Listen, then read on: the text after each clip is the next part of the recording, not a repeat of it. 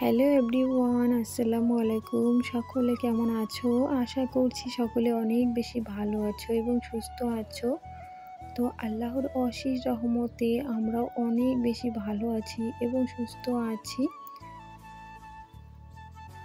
তো বরাবরের মতোই সকাল থেকে ভিডিওটি শুরু করেছি। আই হোপ আজকের ভিডিওটি তোমাদের কাছে অনেক বেশি ভালো লাগবে। তো এটা কিন্তু প্রথম রোজার আগের দিনের ভিডিও, আর মানে 2 দিন মিলে এই ভিডিওটি করেছি আমি। কারণ ওই যে আগের মতো ভিডিও দিতে এখন ইচ্ছেই করে না। তোমরা তো সেটা ভালো করেই জানো যে কী কারণে। তো যাই হোক, ওইদিকে ব্রেডগুলো সেঁকে নিলাম। আর তারপর এখানে চা বসিয়ে দিচ্ছি। তো হয়তোবা তোমরা ভাবতে পারো যে রমজান মাসে সকালবেলা নাস্তা রেডি করছিল। তো সেজন্যই আমি কথাটা বলে দিলাম। আর অনেক আপু ভাইয়ারা কমেন্ট করেও জিজ্ঞাসা করে যে রোজা রেখেছি কি না। তো হ্যাঁ, আমি রোজা রেখেছি। তো এই যে আমি এখানে কিন্তু এখন চাটা আর কি করে নিলাম। আর ছেলের জন্য দুধ এবং ব্রেড দিয়ে দিলাম, কারণ ছেলে খাওয়া দাওয়া করে আবার স্কুলে চলে যাবে আর হাজবেন্ড ডিউটিতে যাবে। তো এই যে আমি কিন্তু এখানে চায়ের মধ্যে একটুখানি সর দিয়ে নিচ্ছিলাম। তো যাই হোক, প্লিজ বন্ধুরা যারা ভিডিও শুরুতে একটা লাইক দিতে ভুলে গিয়েছো, অবশ্যই কিন্তু একটা লাইক দিয়ে ভিডিওটি কন্টিনিউ করার চেষ্টা করো। আর যদি আমার ভিডিও কোথাও কোনো অংশ তোমাদের কাছে একটু হলেও ভালো লাগে, তাহলে কিন্তু অবশ্যই চ্যানেলটিকে সাবস্ক্রাইব করে পাশেই থেকে যাবেন।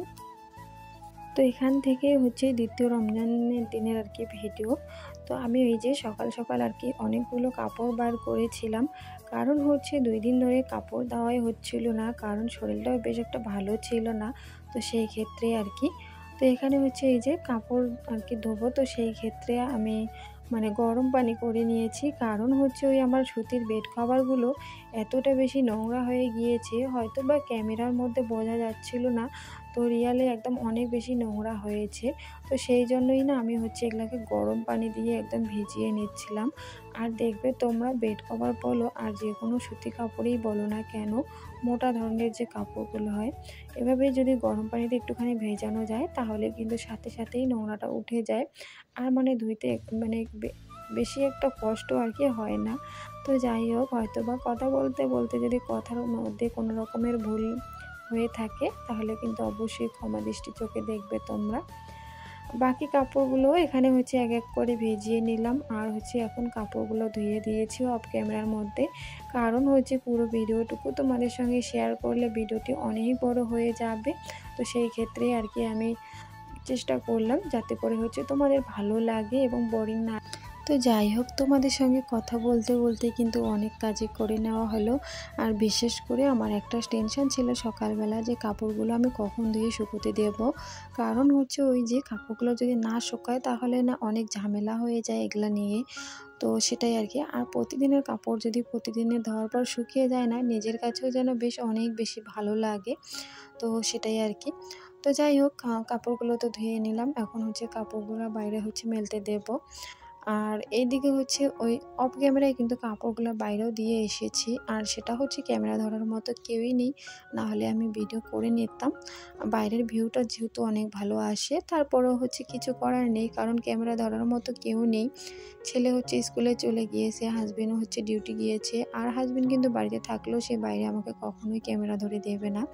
ঘরের ভিতরেই অনেক কিছু বলার পর তারপরেই সে দেয়।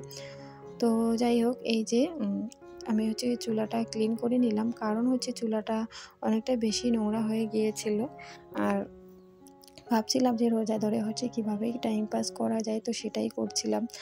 আর কি বলতো, আজকে অনেক কিছু খরচাও নিয়ে আসার আছে আর কি, কারণ ঘরে অনেক কিছু জিনিসে শেষ হয়ে গিয়েছে। তার মধ্যে তো রোজা থাকলে একটুখানি বাড়তি খরচা করতে হয়। তারপরেও ভাবলাম বাড়তি খরচা করতে হলেও কিন্তু সেটাকে আমার হিসাব করে করতে হবে, কারণ ওই যে অভাবের সংসারে যদি হিসাব করে না চলি তাহলে কিন্তু কখনোই সম্ভব না।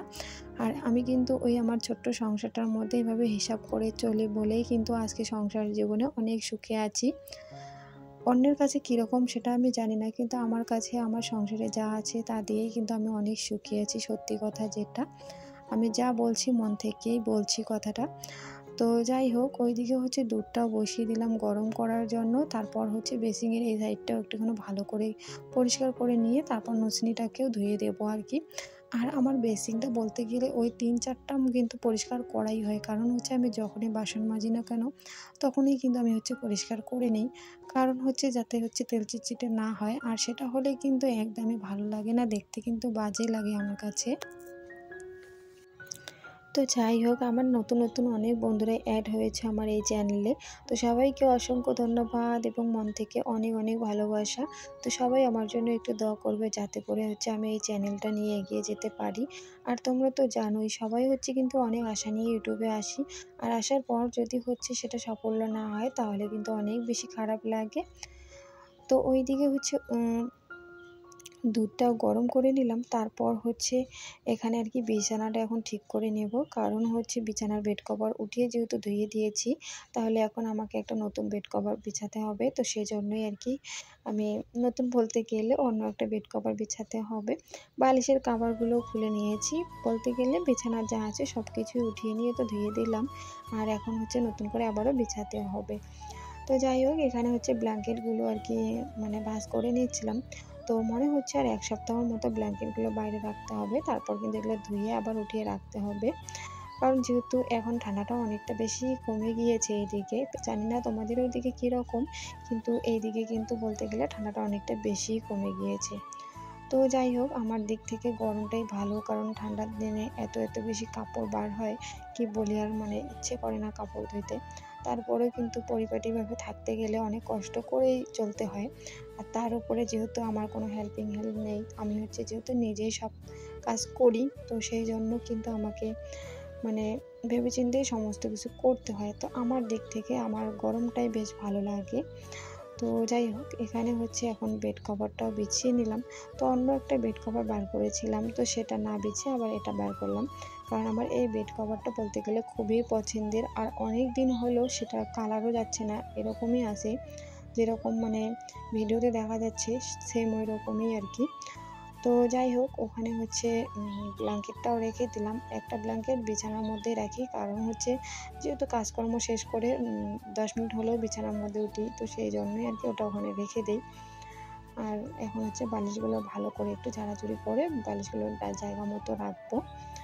আর বালিশের কভারগুলো এখনও ভরানো হয়নি। আর বালিশের হচ্ছে নতুন কভার নেওয়া হয়েছে। তো সেটা এই ভিডিওতে তোমাদের সঙ্গে শেয়ার করলাম না। আমি হচ্ছে অন্য ভিডিওতে শেয়ার করব। তো বালিশের কভারগুলো পরে লাগাবো। আর এখানে হচ্ছে ছেলের জামাকাপড় রাখা হয় এই ঝুড়িটার মধ্যে। তো এত বেশি নোংরা হয়ে গিয়েছিল, মানে কি আর বলবো ঝুড়িটা। তো সেটাও একটুখানি অফ ক্যামেরায় পরিষ্কার করে নিলাম। নেওয়ার পর হচ্ছে এই যে এখন হচ্ছে এক করে কাপড়গুলো আর কি ছেলের ভাঁজ করে রেখে দিচ্ছি আমি। জামা কাপড়ই হোক বা অন্য কিছু জিনিসে হোক, একটা যদি নির্দিষ্ট জায়গা আর কি করে নেওয়া যায় বলতে গেলে, তো পরবর্তীতে যখন জিনিসটা প্রয়োজন হয় সেটা বার করতে অনেক বেশি সহজ হয়, তাই না? তো আমি তো এরকমই করে থাকি। আমার ছেলের যত জামা কাপড় রয়েছে, মানে প্যান্ট শার্ট বলতে গেলে, এক জায়গায় আমি ওভাবেই ভাঁজ করে রেখে দিই। তাতে করে কী হয়, সেই ঝুড়িটা বার করলে আমার ছেলের জামা কাপড়গুলো পাওয়া যায়। আর মাঝে মধ্যে তো এদিক ওদিক হয়েই যায়, তখন হচ্ছে আবারও সমস্ত কিছু ঠিকঠাকভাবে প্রথম থেকেই গুছিয়ে নিতে রাখতে হয় আর কি। তো এই যে এখানে হচ্ছে চেয়ারটা অনেকটা বেশি ধুলো পড়েছিল, তাই না অনেক বেশি নোংরা দেখা যাচ্ছিলো। তো তাই ভাবলাম যে চেয়ারটাও একটুখানি সুন্দর করে কলিং দিয়ে মুছে নেই। তো এই যে এখন হচ্ছে কিন্তু চেয়ারটাকে বিছানার উপরে উঠিয়েছি, উঠিয়ে ভালো করে কিন্তু একদম মুছে পরিষ্কার করে নিলাম। আর এখন খুব সুন্দর লাগছে, মানে চকচকে লাগছে দেখতে। তো যাই হোক, যতই পুরনো জিনিস হোক না কেন, সেটাকে যদি ঠিকমতো যত্ন করা যায় তাহলে কিন্তু অবশ্যই দেখতে ভালো লাগে, তাই না? তো এই যে এখন হচ্ছে পুরো রুমটাও ঝাড়ু দিয়ে নিলাম। আর এদিকে হচ্ছে শোকেসটা এবং গডরেজটাও সুন্দর করে মুছে নেব কলিং দিয়ে। তো জানি না এই ভিডিওটুকু কেন একদম মানে অনেক বেশি ঘোলা হয়েছে, তো তারপরেও তোমাদের সঙ্গে শেয়ার করলাম। তো যাই হোক, আজকের কিন্তু হালকা পাতলা বলতে গেলে আমার সারাদিনের কাজকর্ম তোমাদের সঙ্গে শেয়ার করলাম। আর তারপর হচ্ছে একদমই ৩টার দিকে চলে আসলাম তোমাদের সামনে। তো এখানে হচ্ছে এখন মানে নাস্তার জন্য আয়োজন করা হবে, কী বানাবো সেটার জন্যই আদা, রসুন, লঙ্কা, পেঁয়াজ সমস্ত কিছুই কেটে নিয়েছি। আর এভাবে রান্নার আগ পর্যন্ত যদি সমস্ত কিছু কেটে-কুটে রেডি করে নেওয়া যায়, তাহলে কিন্তু রান্না করতে একদম বেশ ভালোই লাগে। আর কোনো রকমের কোনো প্যারা থাকে না। তো এই যে কিছু টুকটাক খরচা নিয়ে আসলাম, তো সেটাই আর কি তোমাদের সঙ্গে এখন শেয়ার করব। তো বেশি কিছু আনিনি, কারণ হচ্ছে যেহেতু আমি একাই রোজা রয়েছি, আর আমার কথা হচ্ছে রোজা করলে আমি যেহেতু খেতেও পারি না অত বেশি, তো তারপর অতগুলো টাকা নষ্টই বা করব কেন, তাই না? তো তাই হচ্ছে যেটা না হলে আর চলেই না বলতে গেলে আমার হাজব্যান্ডের দিক থেকে। আমার তো এইসবেরও দরকার ছিল না, কারণ সে হচ্ছে অনেক গালিগালাজ করে, তো সেজন্যই নিয়ে আসা হয়েছে। তো এখানে হচ্ছে শসা নিয়ে এসেছি, আপেল নিয়ে আসা হয়েছে এবং দুধ, তারপর আদা রসুনের পেস্ট এবং হচ্ছে সয়া সস, ম্যাগি মশলা, তেল, তারপর হচ্ছে চানা নিয়ে এসেছিলাম। আর এখানে হচ্ছে একটা মিষ্টির ডাব্বা নিয়ে আসা হয়েছে। তো তোমাদের সঙ্গে তো এগুলো শেয়ার করে দিলাম। তারপর কিন্তু হাজব্যান্ড এসেছে ডিউটি থেকে, আসার পর সে আবারও হচ্ছে দুই একটা জিনিস নিয়ে এসেছিল, কারণ আমি তো নিয়ে আসিনি, সে এসে যখনই শুনলো আনিনি আমি, তো সে সাথে সাথেই হচ্ছে দোকানে গিয়ে নিয়ে এসেছে। তো এখন হচ্ছে ওই যে দুধের প্যাকেট নিয়ে আসা হয়েছে, তো দুধের প্যাকেটটা হচ্ছে আমি ঢেলে নিচ্ছিলাম। আর এখন হচ্ছে দুধের প্যাকেটটা গরম করে নেব। দুধটা যেহেতু ঢেলে নিয়েছি, তো সাথে সাথে গরম করাটাই ভালো। এইদিকে হচ্ছে অনেকগুলো বাসন বার হয়েছিল, তো সেই বাসনগুলো এখন আর কি জায়গা মতো আমি রেখে দিচ্ছি সুন্দর করে সাজিয়ে। কারণ হচ্ছে যে কোনো জিনিস সাথে সাথে করে নেওয়াটাই আমার মনে হয় ভালো। কারণ হচ্ছে ওখানে যেহেতু বাসন ধুয়ে রাখি, তো এক এক করে অনেক বাসন হয়ে যাবে যখন, তখন আর না করতে ইচ্ছে করে না। আর অল্প একটু থাকতেই যদি করে নেই তাহলে বেশ ভালোই লাগে। তো যাই হোক, ওইদিকে বাসনগুলো রাখার পর এখানে হচ্ছে যেহেতু ডাল ভিজিয়ে রেখেছিলাম, তো এখন হচ্ছে আর কি ডালটা আমি মানে বেটে নেব মিক্সার মেশিনে। ডালের বড়া করব, তার সঙ্গে হচ্ছে ছোলা রান্না করব, মানে চানা রান্না করব, এবং হচ্ছে ফালুদা রান্না করব, মানে বানাবো আর কি। তো যাই হোক, ওটা হচ্ছে আজকে ওই রেসিপিটা আমি প্রথম বানাচ্ছি। তো হাজবেন্ড হচ্ছে এখানে ডালিম নিয়ে এসেছে এবং খেজুর নিয়ে এসেছে। আমি ওই যে বললাম আমি নিয়ে আসিনি, তো সে হচ্ছে ডিউটির থেকে আসার পরে এসব নিয়ে আসছে আর কি। তো যাই হোক, এখন হচ্ছে ডালিমগুলো ওই ঝুড়িটার মধ্যে রেখে দিলাম, আর খেজুরগুলো হচ্ছে এখন ছোট্ট একটা ডাব্বার মধ্যে আর কি ভরে রেখে দিয়েছি।